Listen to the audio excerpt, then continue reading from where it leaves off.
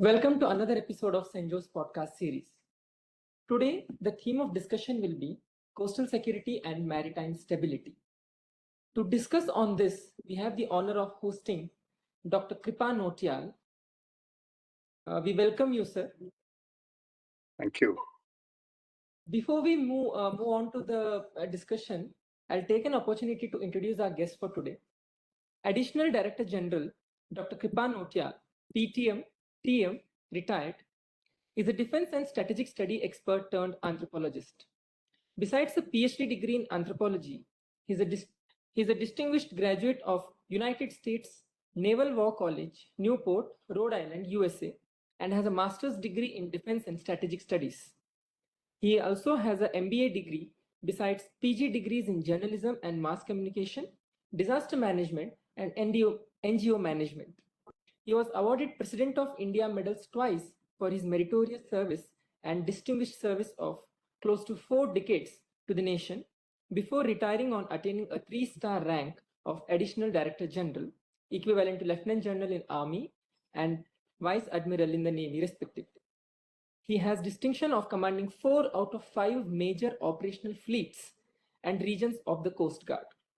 Dr. Nautiyal has written many articles and papers on maritime linkages and socio-cultural issues in various journals and newspapers, and has represented India in a number of delegations abroad. He interacted extensively with various tribal communities in Andaman and Nicobar Islands during his course of appointment for over 5 years. This inspired him to undertake research in anthropology. He did a study of ethnic Himalayan tribe. His book on Himalayan tribe, which was a part of his doctoral thesis titled Beyond Polyandry, Changing Profile of Ethnic Himalayan Tribe, was released by Honorable Governor of Uttarakhand. We welcome you again, sir. And first of all, I would like to express my gratitude for accepting the invitation and agreeing to share your insights on such a crucial topic and what one might term as need of the hour. So with your permission, then we can just... Thank you indeed. It's been a pleasure, listening to the introduction. I wish my wife listened to it. She is otherwise not impressed, so she would have been happier. But nonetheless, I'm all set to answer with the best of my knowledge and capability whatever questions you have in your mind. Thank you, sir. On security, of course. Without further ado, then let's begin our discussion. So the first and foremost thing that comes to my mind when I think about maritime security, maritime stability, Navy, Coast Guard, it's like the law enforcement in sea and the national defense in maritime domain. They find they are very interconnected, and now everyone knows that we are living in the era of hybrid threats, where different countries are using different gray zone tactics, as one might call them. So how do you think that the Coast Guard can synergize their role as a force multiplier for Navy, as well as in its role in maritime policy whenever some high intensity conflicts might arise? So what do you feel? Oh, excellent question. This is in fact the very heart of the maritime security and the concerns which most of the mariner have been raising over a period of time. Actually, the difference is doctrinal. You said, Coast Guard and the Navy. I'll cover that aspect first. It's a doctrinal difference. Coast Guard essentially was created for law enforcement. Yes. So their doctrine, therefore, suggests that they, have a evidence-based work, which is law enforcement. That means they'll be empowered under domestic laws, which include IPC, CRPC, Merchant Shipping Act, Passport Act, Customs Act, and NDPS, narcotics, drugs, and psychotropic substances. So Coast Guard is given power under all that, and additionally, they are also trying to maintain the order within our maritime zones based on the international provisions or conventions like UNCLOS, SOLAS, and and any other legislation which come in. Coast Guard is generally asked to implement it. Yes. On the other hand, doctrinal, when I talked about, Navy essentially is following law of armed conflict. Yes. So the planning, their thinking is entirely based on how to, decisively destroy, deter, and completely finish off the enemy. The training is not law enforcement. It's basically war-oriented, war fighting. Now, this is where the difference of this thing was. Now, you talked about uh, these two. One is law enforcement. Another one is that of armed conflict, law of armed conflict. Yes. There is a thin line between the two. And that thin space is actually, it is just below the threshold of armed conflict. That is where the gray zone comes in. Yes. Now, this gray zone you talked about, it's being exploited. Yes. Various hybrid threats, some state actors, some non-state actors, and some state actors, trying to use some trained militia, in South China Sea, if I can talk about. Yes, sir. Like what's happening is the Chinese Coast Guard, they are using all the means through their Coast Guard vessels to deter, using those water cannons on the fishing boats of the other nations in the area in South China Sea. And they are having the boats there, which are, embarked by a trained militia. And they surround the entire islands at times. The ships of the, neighboring countries are called swim harassment. Swim harassment is like one unit of any of the Coast Guard in the region, like let's say Philippines, Indonesia, Malaysia, or Thailand, or for any matter, any of the South China Sea countries, Vietnam for that matter. So they will surround and harass a number of boats. And same same happens when they surround the island, whether it's Party Island or this thing. So that is the tactics these people are using, keeping the threshold just below the law of armed conflict, and they are able to achieve their strategic goals. Yes. So it's a real worry. You asked the question, how do we prepare Yes. the Coast Guard in terms of, so that we remain pertinent to raise law enforcement gradually to meet that threshold and beyond, to become a good support to the Navy during wartime. Coast Guard is already empowered for graduated use of force. Coast Guard vessels are fully equipped to meet the challenges of law enforcement and beyond. And Navy is called upon in case it goes beyond that. Yes. There is only approved graduated use of force even in law enforcement. So which Coast Guard as regards to how can we support the Navy in times of conflict? Well, there is a structure which is well defined within the Navy and Coast Guard and other stakeholders also, which I'll come later. I'm sure we'll have a lot of discussion. So they are trained. There is a entire doctrines are discussed. It's discussed. All the Coast Guard ships are retrofitted with strong points, where in the smallest possible time, the weaponry can be fitted to make it worthy of this thing. Otherwise, Coast Guard role during various exercises, which we do together, we do our training together. It is well understood what our wartime role will be, and those roles are exercised. Every at least 6 month, 6 monthly or lesser duration, and so we are fully equipped. Our training is common. Our basic training is in Naval Academy. Our subsequent training, on ships of Coast Guard and Navy together. And then we do have their officers coming here. So we understand each other's operational ethos and working atmosphere. So therefore, Coast Guard in times of war, in times of this thing, will be fully ready to support the national endeavor to deter the enemy in whatever way possible.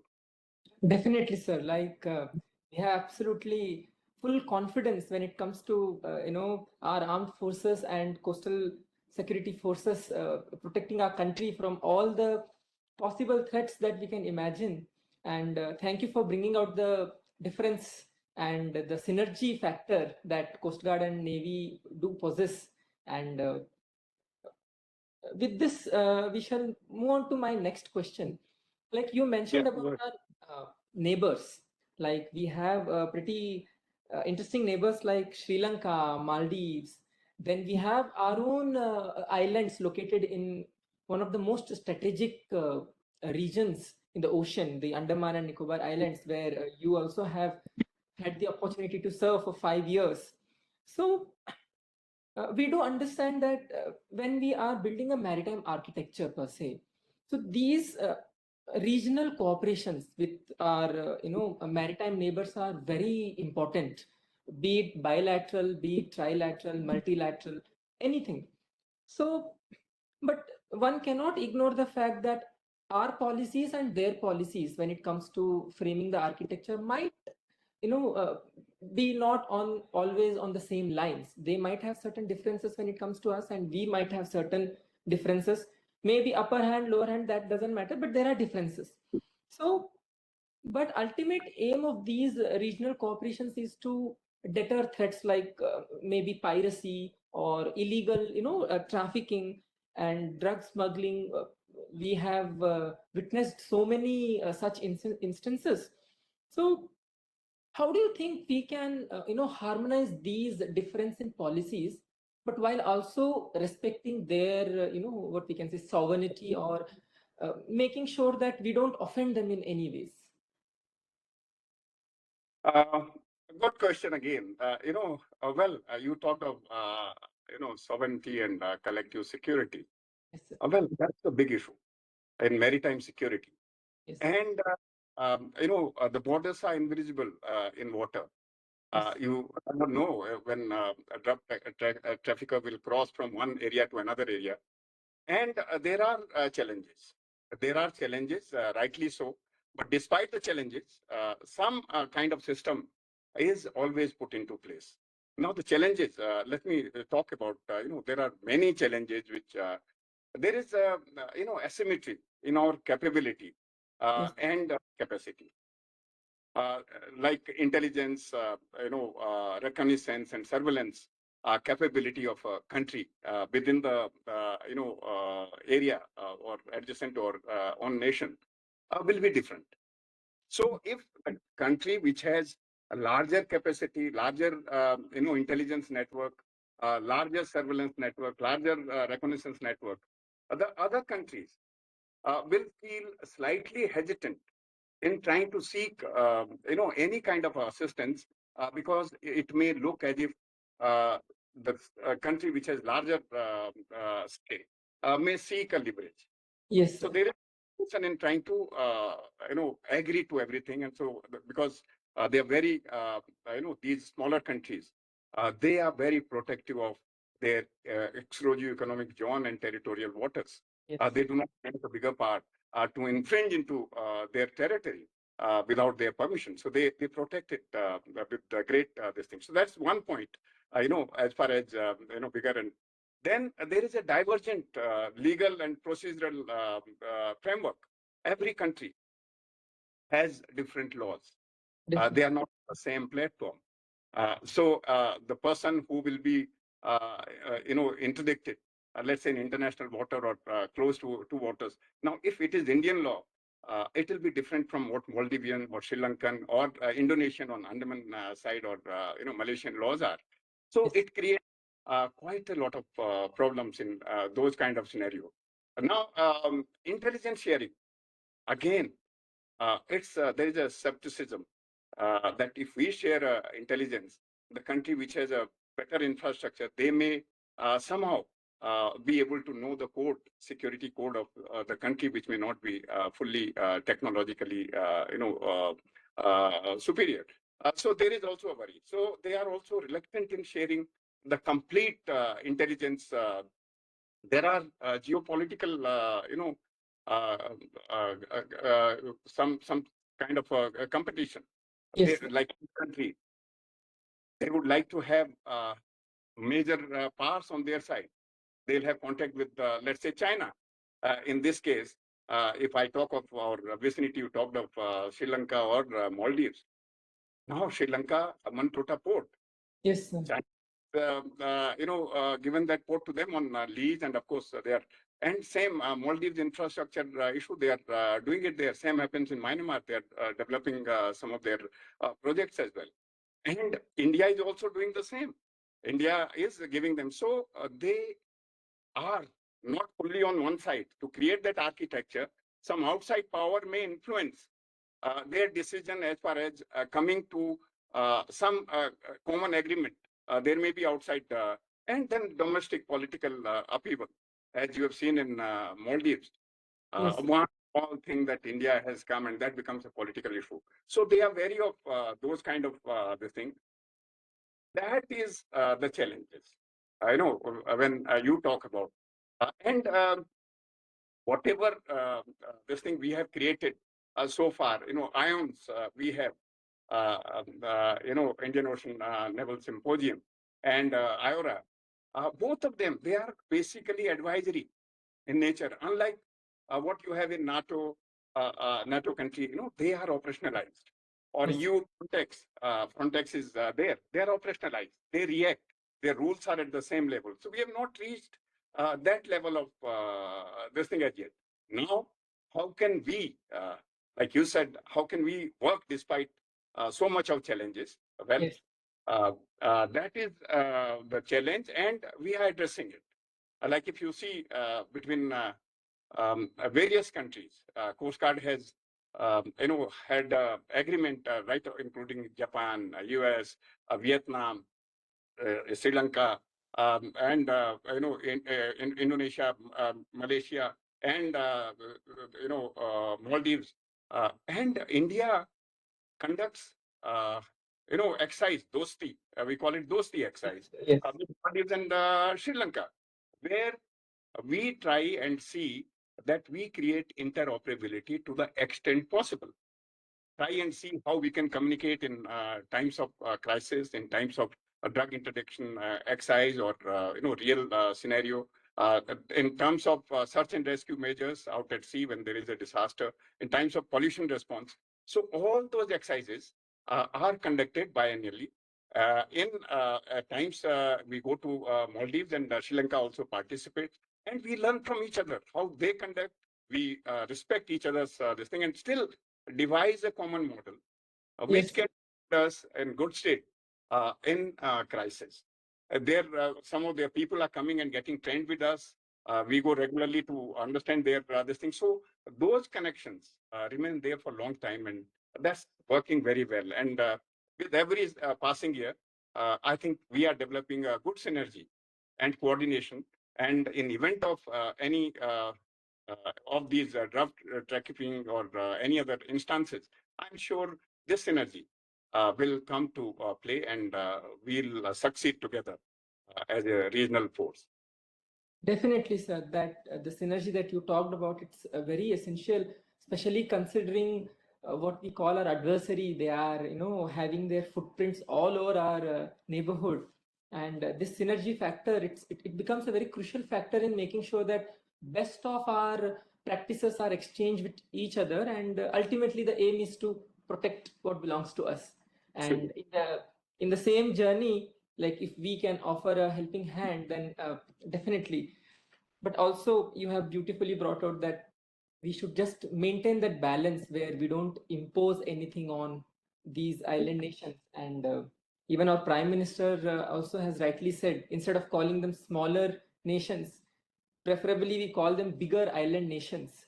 So Yes. definitely, sir, but following to this, although these kind of cooperations agreements seems to be working fine, sometimes there are some economic fluctuations that come along with these whenever there are some missions that are taking place to uh, deter against these threats that we discussed earlier about. So is there any particular way that you feel, since you have served for nearly 4 decades and have first-hand experience in dealing with these kind of threats. So how do we move from this reactive posture, what one might call as, of chasing these perpetrators, to the proactive one that will address these problems to their roots? Like what we as a citizen see, we just see what happens on top of it, but the ones who are actually on the field deployed and who are facing it, they actually know what are the root causes of this. And most of the times these are also related to the social factors as well. So what do you feel, like how one can address these, and as a citizen how we will be kept in loop about what happens? So a mature question you've asked, which is one of the most difficult question I have to answer in from an operational man. Well, I'll answer in all fairness because the policy needs to be discussed, yes, which can be bringing in larger good and durable, kind of policy, and taking into consideration all situations. I love the question. Honestly, this has always been playing at back of my mind. How can we reduce the crimes? How can, other than, what we believe in is interdiction, patrol, response. Why do we have to depend on that? What can be other measure so yes, that we have to resort to interdiction? What is the other measure we can adopt so that our response become relatively lesser? What is the other method which you talk of socioeconomic, that is the yes, word that you yes, talked of. What are yes, the other measures which we can adopt?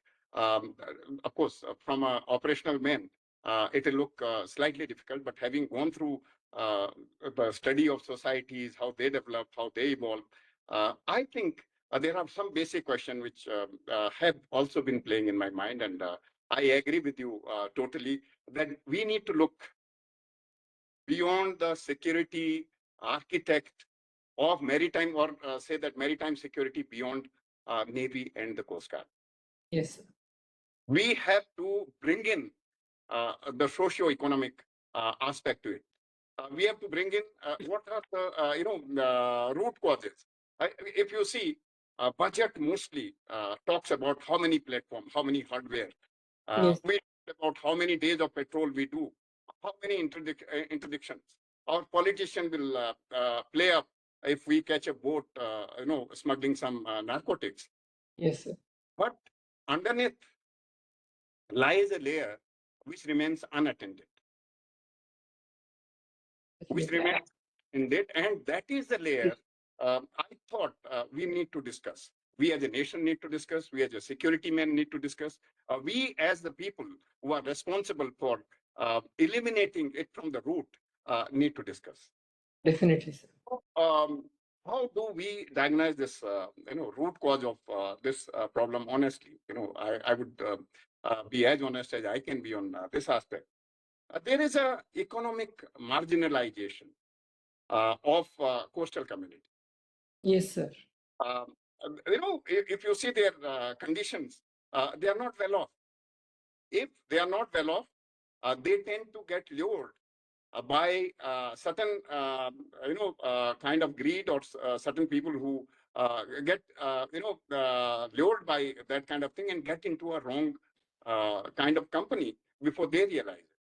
Yes, sir. They play with their vulnerabilities in some ways. Absolutely. So that is, they are vulnerable to these kind of things.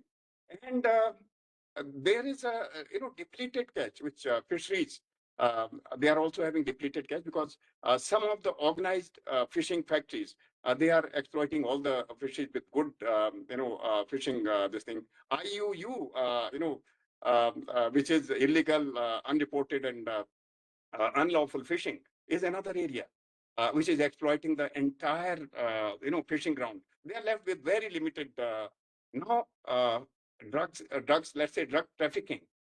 They are demand side drivers. Somebody will have to be with the community. What is it? Who all are the people where these drugs are going? Why is it going? Why are people needing it? Who all are getting lured? What is the region? Is it an economic region, social region, or what is it?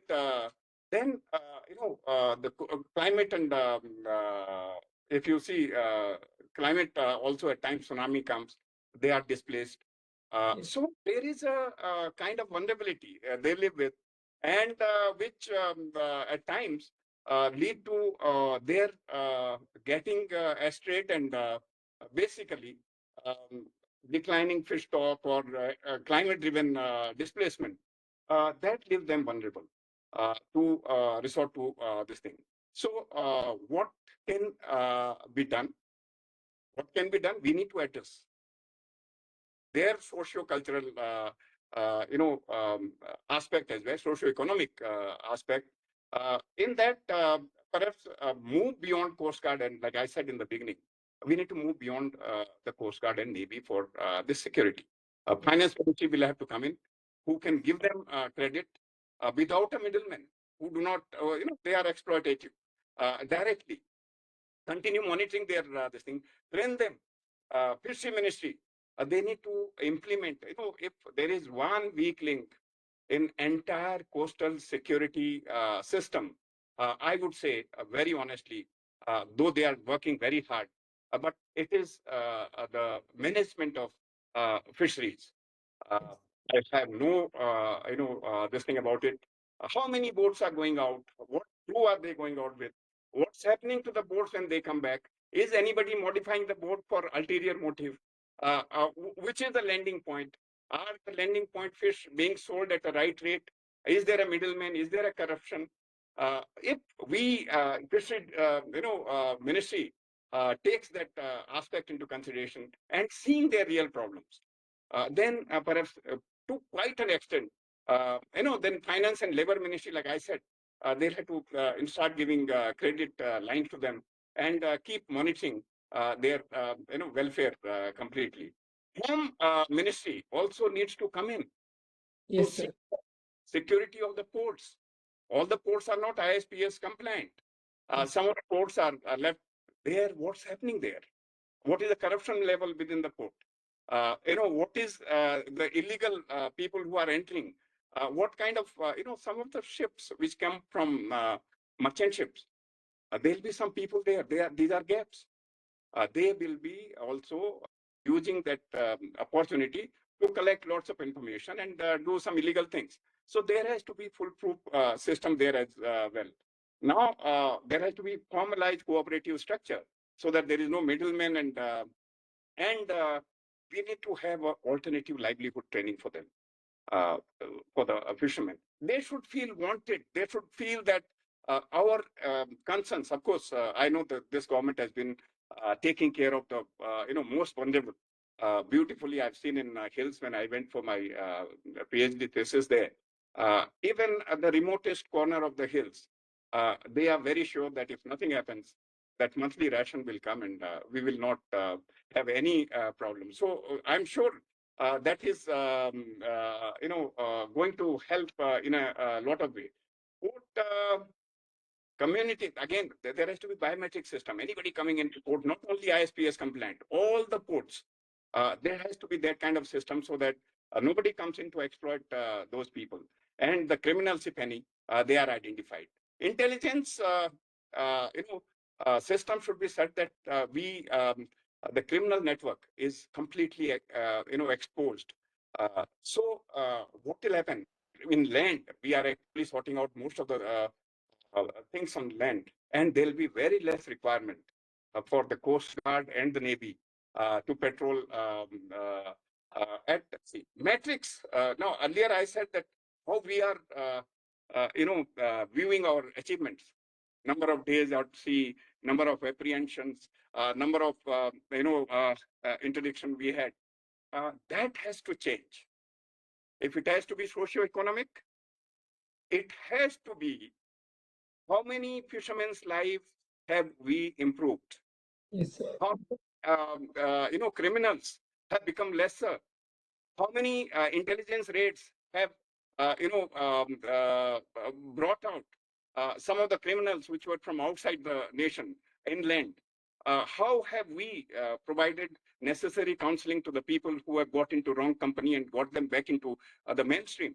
How have we advised the fishermen for their alternate livelihood methods. How has their life improved? So those factors should dictate the success of this mechanism, and not how much budget we have allotted. Outcome should be viewed based on how much human index has improved by virtue of those efforts. And if that happens, perhaps we'll need lesser of dependence on the forces for interdiction and petrol. Definitely, sir. Like, I think this would be one of the most elaborate explanation to this, what you called as one of the most difficult questions to answer. Like, you have very, in detail brought out all the actors that are involved, starting from Ministry of Home Affairs, Ministry of Finance, Labor Ministry, then local communities. It was like, you also beautifully explained, like, it's not just about the quantity of budget, how that budget is being used, how well it is managed. We also need to make sure that the budgetary benefits reach to the most vulnerable ones and the most needy ones.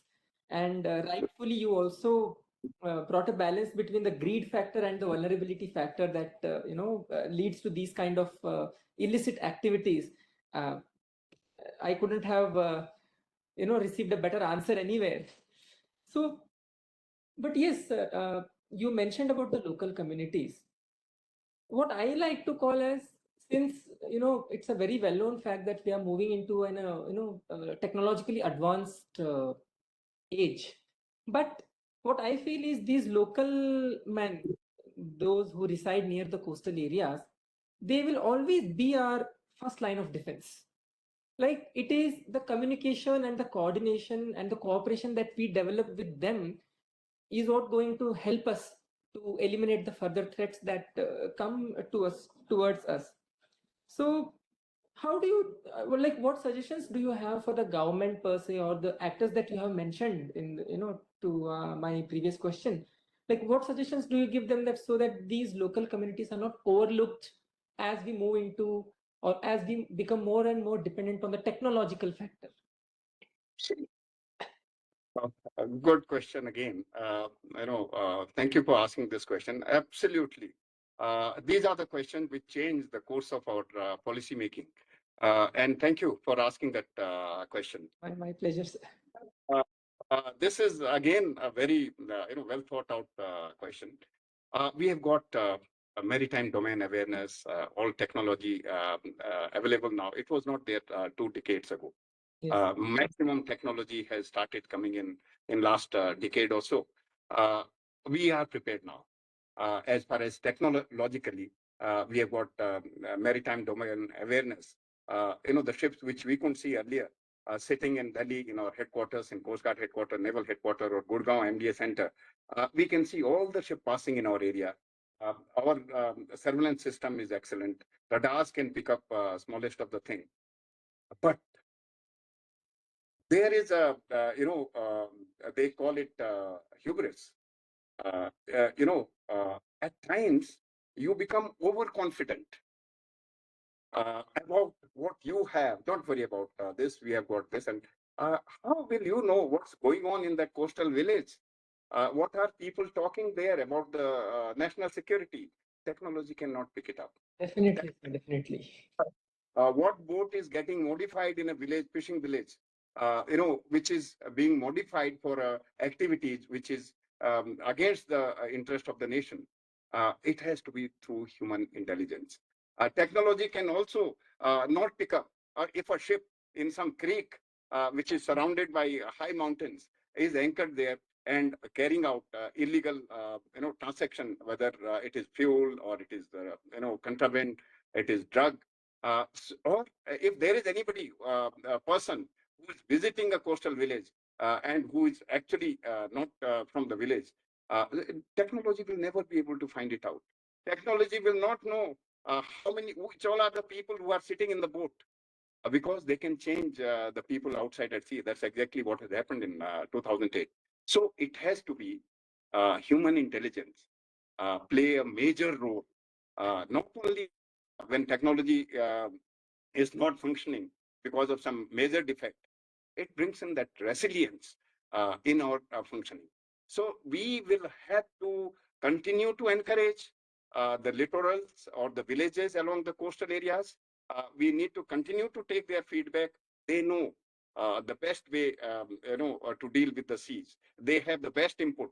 There are, examples like in during IPKF time, the church and shore-based villages, they were watchdogs for who is coming from where, and they were feeding to the security forces. Same is the case in European countries and some of the other countries also.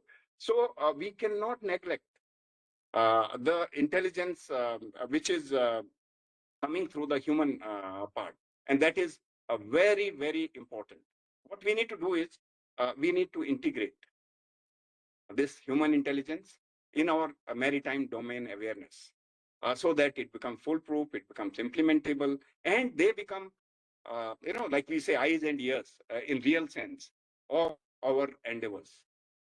We have to encourage them, reward them, and see that if they do a good job, we need to see that we cultivate them in a way that more prompt and more, credible inputs continue to flow through them, which can be inimical to the interest of the nation.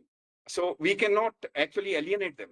We'll have to, it is all the more important in changing situations the way it is, that we integrate them in our entire intelligence network and with our technologically advanced network so that we are more prepared. And hubris, that overconfidence on our technological this thing should be avoided completely.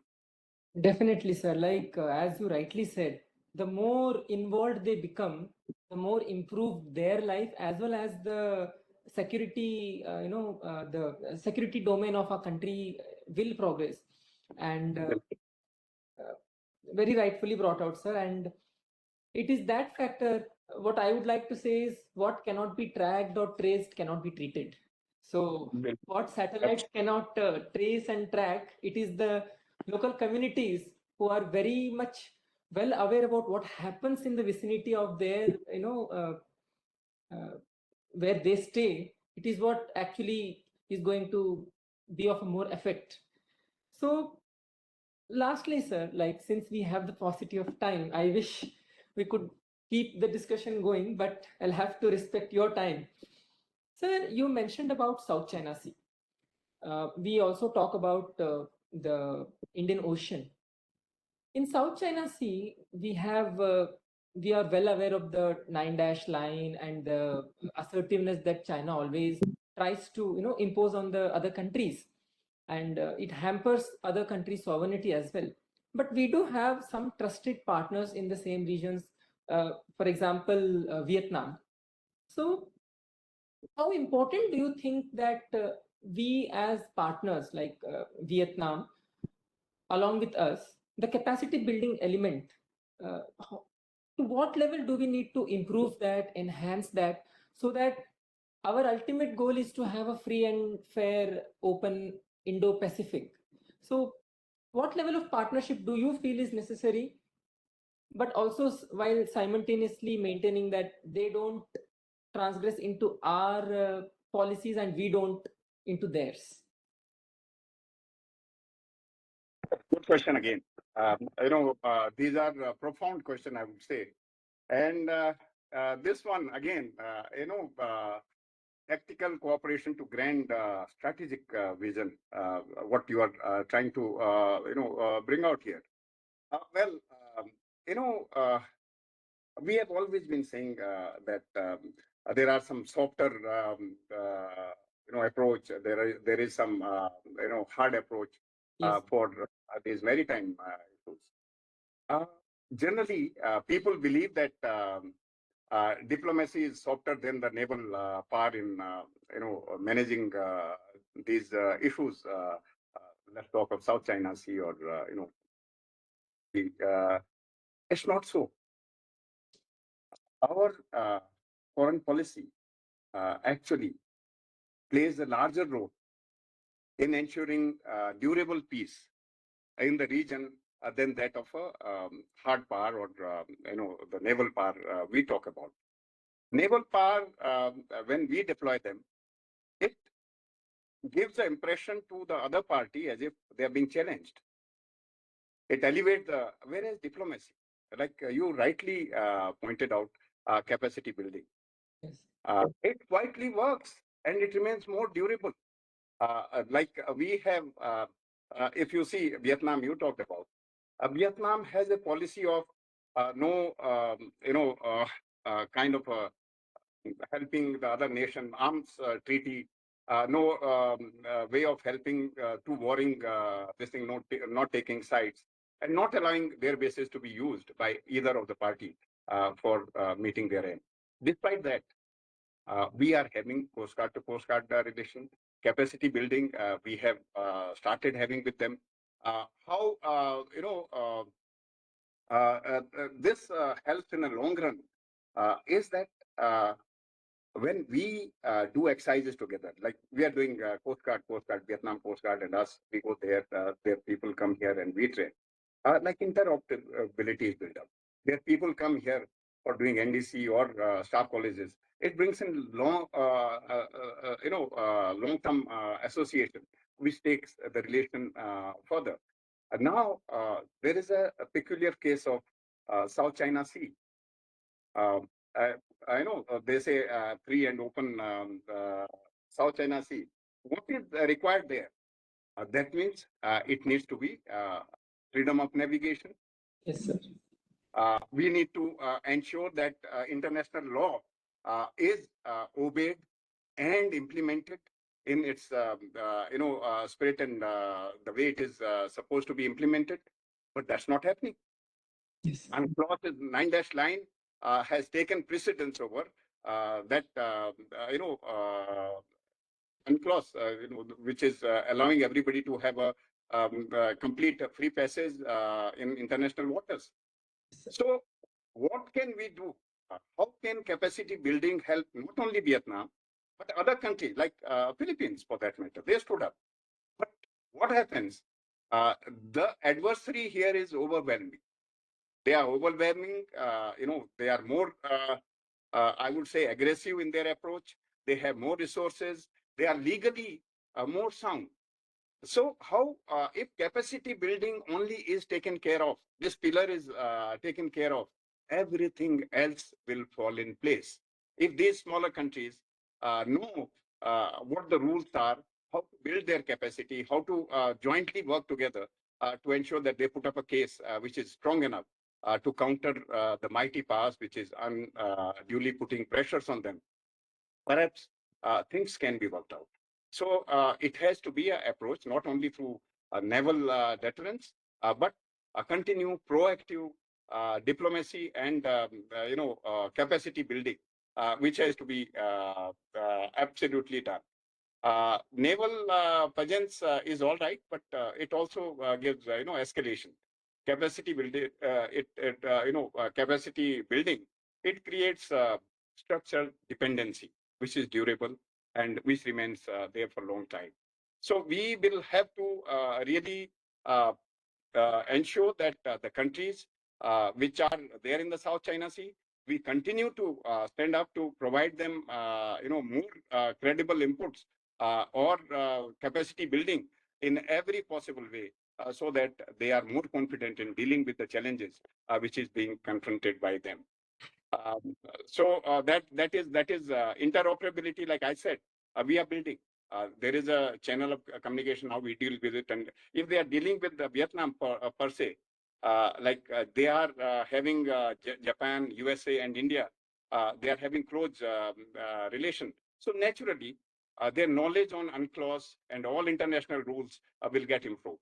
Their knowledge on how we deal with the issues will also come into. We learn from their experiences. There's a very, they're very, very nice nation who manage of crisis with confidence and with their, nationalism.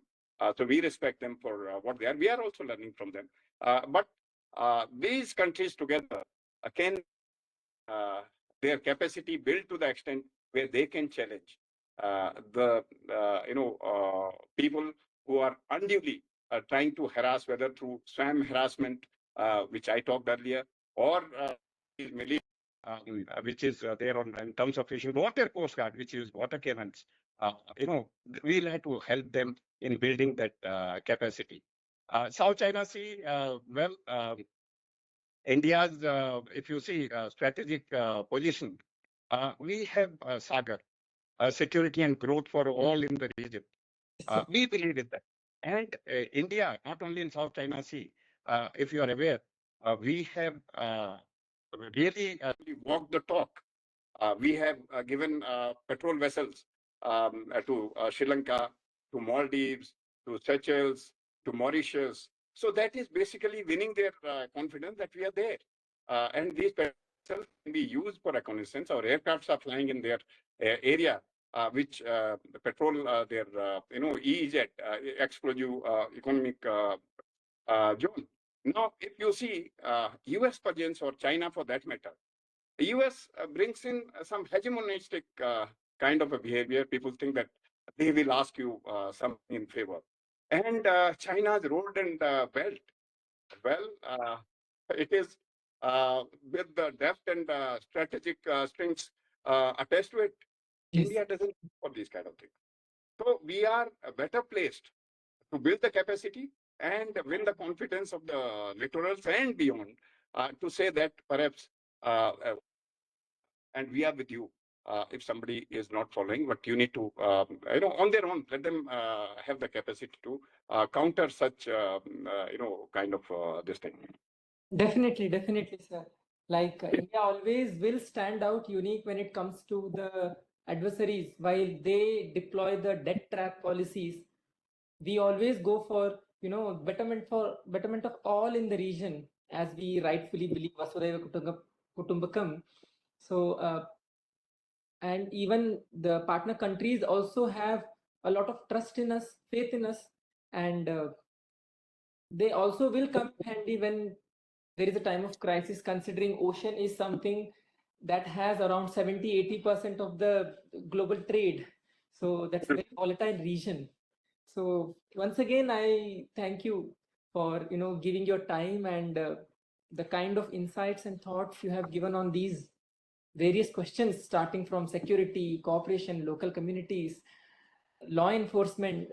They have all truly were found, and I wish to have more such interactions with you in future.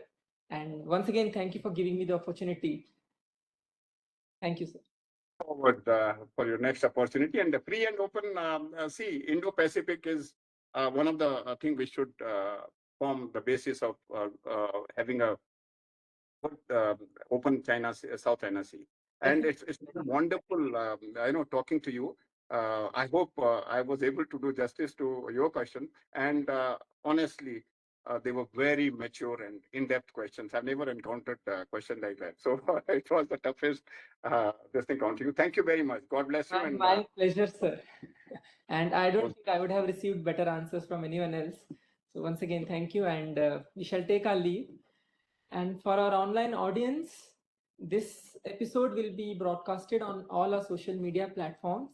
So please stay tuned, and we'll see in another episode. Thank you. Thank you, sir.